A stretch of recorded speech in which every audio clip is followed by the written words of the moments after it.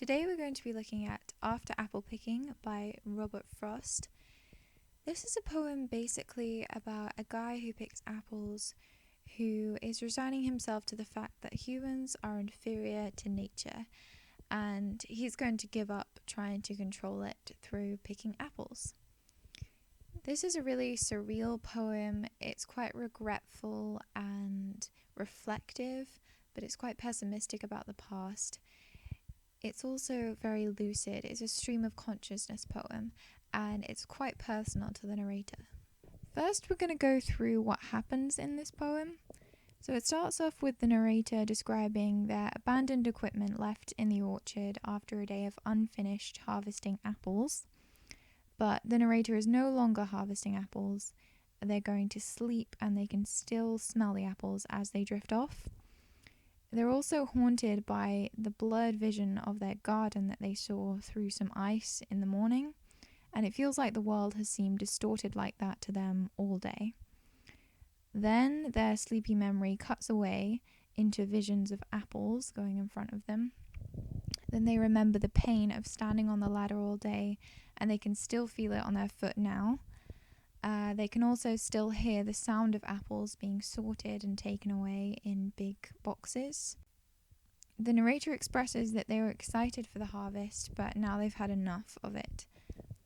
They feel as though there were 1,000,000 apples, and they had to handle each one with care because if it dropped, it was deemed worthless and put in the apple cider heap. The narrator knows that they will be haunted by dropping things and fruits of heaven becoming worthless as they sleep. And they think that this sleep will be as deep as hibernation because they're so tired.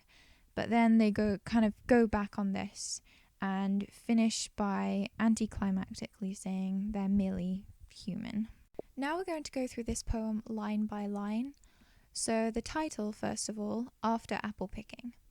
After immediately establishes that this is a poem of reminiscences, and it also kind of implies a feeling of emptiness, the fact that there is nothing left to look forward to, which already sets us up for the tone of disappointment and regret in this poem. My long two-pointed ladder's sticking through a tree, toward heaven still. Heaven immediately sets us up for religious connotations, and it also establishes the idea that height, specifically the still hanging apples, are pure like heaven.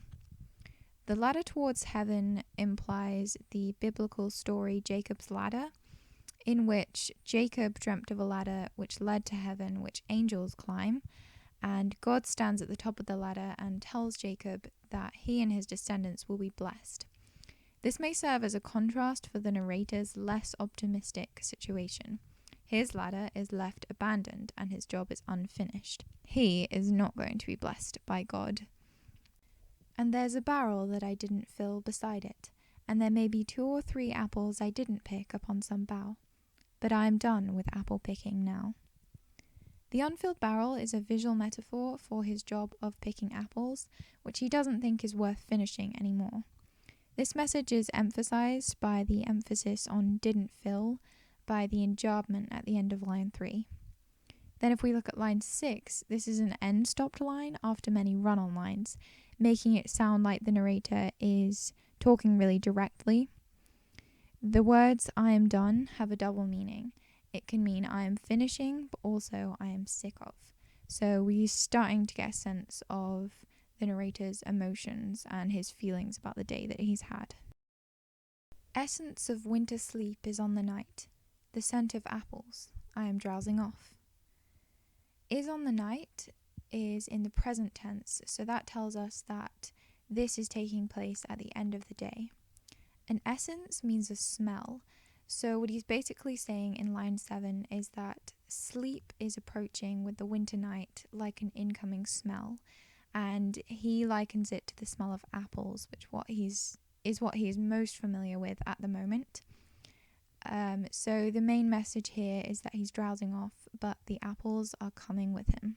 I cannot rub the strangeness from my sight. I got from looking through a pane of glass I skimmed this morning from the water trough, and held against the world of hoary grass. It melted, and I let it fall and break. Line 9 is probably my favourite line of this poem. It really shows off Frost's ability to understand everyday human speech, and you really feel like the narrator is saying this to you, and he has befuddlement in his voice. Rub is particularly effective here because it goes with the whole theme of sleep. When we think about rubbing things from our sight or from our eyes, we think about rubbing sleep from our eyes in the morning when we wake up. The pane of glass is ice, and hoary means something is flecked with grey. So in this case, he's referring to his frosty garden, and he looked through some ice at his garden and it made it look all blurred, and he feels like he hasn't been able to lift this filter since, even though the ice smashed. The world has appeared strange to him all day. But I was well upon my way to sleep before it fell, and I could tell what form my dreaming was about to take. Though the ice did fall and break, his memory cuts away here towards sleep, as if maybe the memory is traumatic for him to think about. This is a really great example of the portrayal of human thought just before sleep in this poem. It is a lucid trail through memories and thoughts that bleed into one another. It's hard to tell where one begins and one ends. The last line here, and I could tell what form my dreaming was about to take, sets us up for the journey we're about to take through the narrator's dreams. Magnified apples appear and reappear, stem end and blossom end, and every fleck of russet showing clear. The first experience we get of the narrator's dreams is through sight. He imagines that he can see apples everywhere, seeing them in great detail from top to bottom. The repetition here and the listing effect is really powerful and gives us a sense of the ebbing and flowing of dreams and also of restful breath. My instep arch not only keeps the ache, it keeps the pressure of a ladder round. I feel the ladder sway as the boughs bend. Now we're experiencing what he feels. The inner curve part of his feet, or his instep arch, still feels the pain and the weight of his body where he perched on it on the uncomfortable rung of the ladder earlier that day. He can also still feel the ladder moving or swaying with the wind. And I keep hearing from the cellar bin that rumbling sound of load on load of apples coming in. Lastly, he shows us the sounds that he heard earlier in the day to round off this really cool trio of senses which truly get us immersed in his memories. The things he can hear are apples being deposited into a large bin to be sorted. So this dream passage has two uses. It really vividly displays the fleeting sensations passing through his mind in this dream state. But it also sets the scene of his past day, working in the orchard. For I have had too much of apple picking. I am overtired of the great harvest I myself desired. Here the narrator says in his most open terms yet how bored he has grown of apple picking. This is one of the few rhyming couplets in the poem, and it really draws attention to this important message. He's had too much of a good thing, and he's left with dissatisfaction and this pointless exhaustion.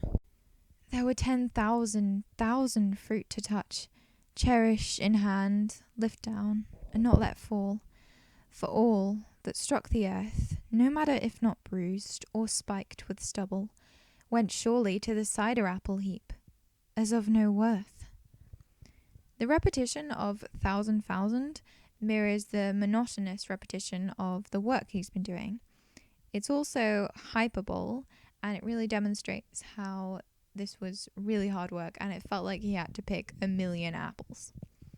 Cherish and the short words and the alliteration of soft sounds, particularly F, in line 31 gives this line a really slow pace, and it implies a real awe of nature and a real care that is required when handling it.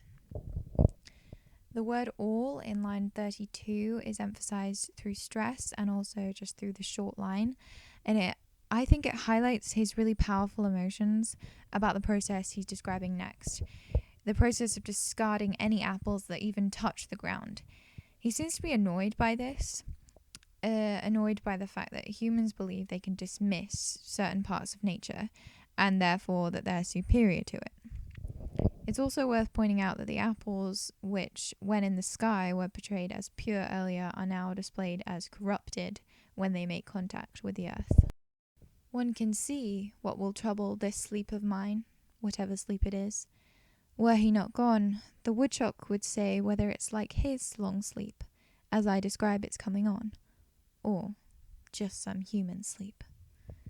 The speaker concludes by saying it's clear that he will dream of worthless apples and dropping things. He describes this as trouble, so somehow it's disturbing for him. So we know that he's not just talking about apples anymore, but what the apples represent. I think this is purity and corruption and how those things apply to humanity cultivating nature. He ponders what his sleep will be like, and he thinks that he's so tired that he could hibernate like a woodchuck.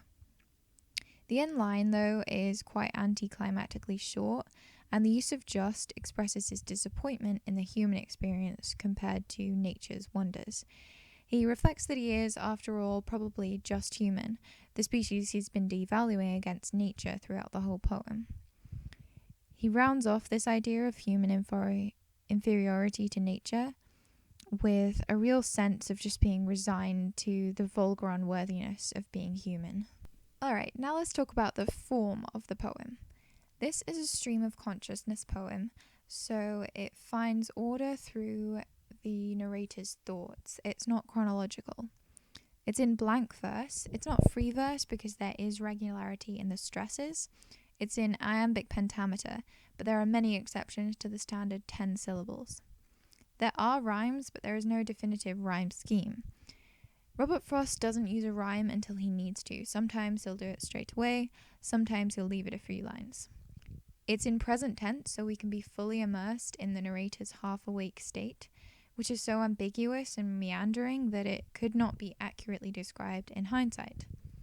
The line lengths are inconsistent to reflect the instability of drifting to sleep. And finally, there are many run-on lines, which conveys the flowing nature of dreams and how they're made up of many images bleeding into each other, and I think this works particularly effectively. Next, let's talk about the narrator. The narrator is presumably a man, and he is drifting off to sleep, but he's haunted by the memories of his day, picking apples in an orchard. The poem is written in first person because the narrator has these really deep feelings, but most of the time they are really subtly displayed through his tone of speaking and the structure of the poem. For instance, the stresses and how one thing leads to another. In third person, you wouldn't really get this subtle impression of his emotions. I would describe this man as resigned, disappointed, tired, wearied, grumpy, frustrated with humans, in awe of nature, and overall just a really thoughtful person. So now we're going to look at the themes of the poem, which you can see here. The main themes of the poem to me are humans and nature, harvest and winter, sleep and dreams, disappointment and pessimism, and biblical allusions. The biggest underlying theme of this poem for me is humans and nature. I think the underlying message of the whole poem is the insignificance or the even unworthiness of humans compared to nature. The narrator is spiteful of humans judging which parts of nature are worthy by condemning some of the apples to the cider pile, whereas he describes handling the apples like precious treasure. Nature is personified as this real active force which is not only equal to humans but probably superior to them.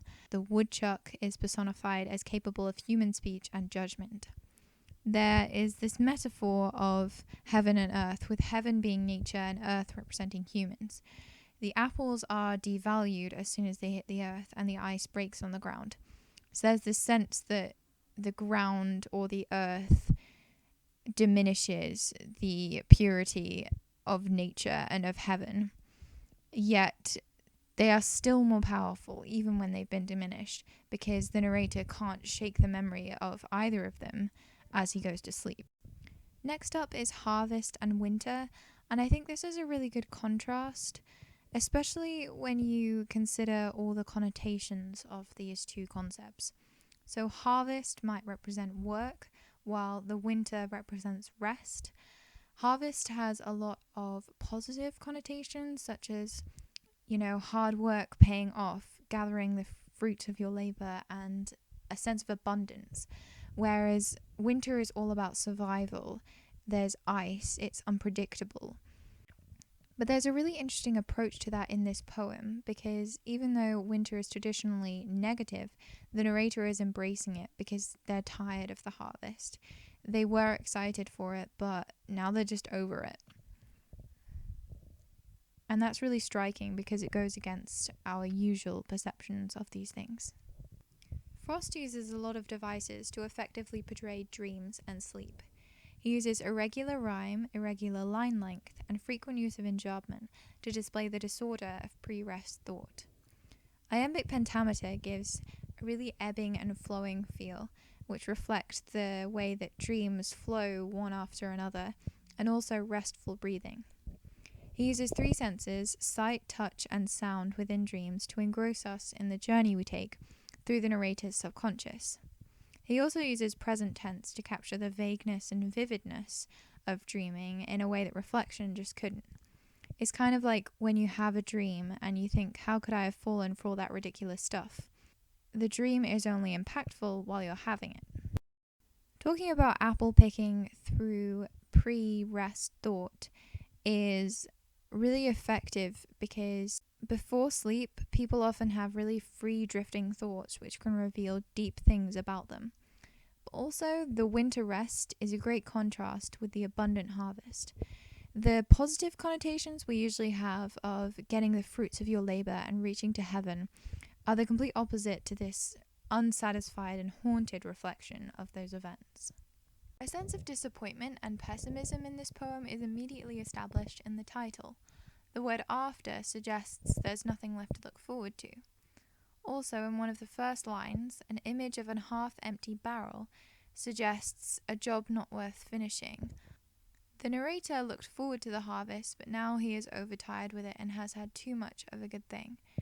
This is obviously a very negative experience. The apples on the tree bough were likened to heaven, but when they fall, they are considered of no worth. This end-stop line appears blunt, like the narrator is insulted by the idea of humans thinking they're better than nature, like the woodchuck's impressive hibernation compared to just human sleep. As this poem is from the perspective of a human, he seems like quite a pessimistic guy. Also, the harvest, usually a positive thing, is diminished in this poem and complained about. There are 2 major biblical allusions in this poem. The first is to Jacob's ladder, which is alluded to with the ladder pointed towards heaven and with the narrator dreaming. But whereas Jacob dreams that he will be blessed, the narrator has a really normal and disappointing sleep. And I think that really highlights the pessimism and the gloomy sense in this poem. The second allusion is of fruit and falling, which links with Adam and Eve metaphorically falling to earth when they ate the forbidden fruit in the Garden of Eden. Just as with them, the apples are treated as worthless once they fall. In summary, some of the best things about this poem for me, Frost gets across some really powerful messages in a variety of ways. First of all, he uses striking images of natural beauty, and he also uses lots of things that we're familiar with. So he alludes to the Bible, and he talks about the seasons, and he plays with our connotations for those things. He also portrays experience through multiple senses and uses lots of contrasts. For example, man versus nature, work versus rest, summer versus winter, heaven versus earth, etc. He also portrays the lucid and meandering state of dreaming and going to sleep really well, with memories replaying vividly through the senses and a very inconsistent writing style. And finally, it's really personal to the narrator. Most of the time his emotions are subtle, but we really get this underlying sense of pessimism and his disappointment. And occasionally he'll speak directly, which is really effective because it's rare. For instance, to portray his bafflement when he cannot shake the strangeness from his sight, and his disappointment and tiredness, or as he put it, I am overtired of fighting against nature, which he knows to be superior to him now.